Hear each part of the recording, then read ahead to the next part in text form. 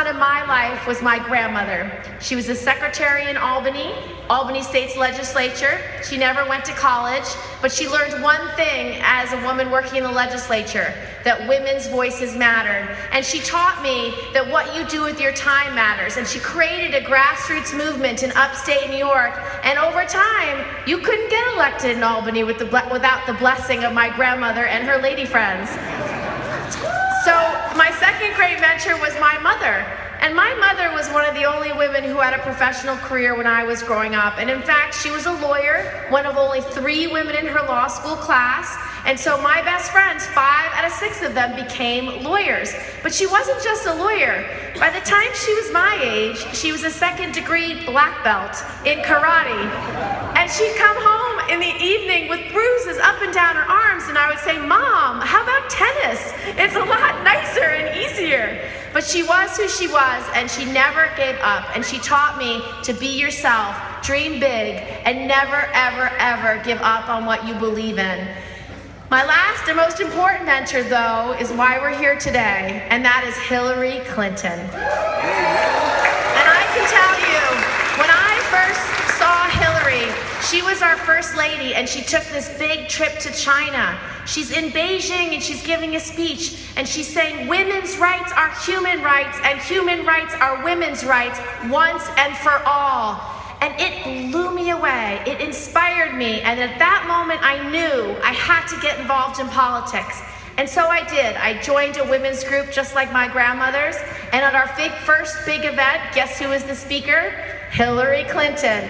And she looks out into the audience just like this. And she says, decisions are being made every day in Washington. And if you're not part of those decisions and you don't like what they decide, you have no one to blame but yourself. And I'm standing in the back, and I start to sweat and think, oh my God, she's talking to me. And she's talking to all of us. All of us matter. And she has not only inspired me, but she's been inspiring people her whole life. And I have to tell you, she is who she is because of her mother. Her mother was on her own at age 8. By the time she was 14, she was working as a maid and a nanny. She learned that hard work and never giving up is important to everyone. She learned that because of the kindness of strangers, she was given opportunities like an opportunity for education, and she taught those lessons to her daughter. It's why Hillary Clinton never gives up. It's why Hillary Clinton cares about every single one of us. It's why she believes that our fates are tied, and we must help one another reach our full God-given potential. And look at what she's done in her life. She's lived every one of those lessons. When she graduated from law school, she didn't go to the big fancy firm. She went to the Children's Defense Fund. There, she helped children and women at risk, special needs children, children with disabilities. Then she became our First Lady. What did she do as First Lady? She fought for health care for everyone.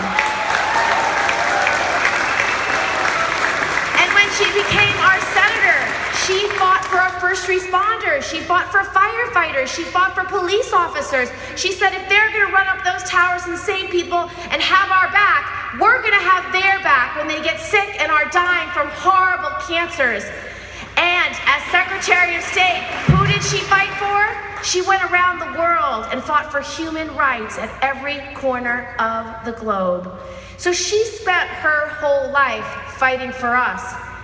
So now it's our turn. Let's fight for her. Let's have her back. Let's make sure that everyone here votes for her. Make sure everyone you know gets out to vote on Tuesday. Tell them from your heart why you support her. Tell your friends and family why this election matters to you.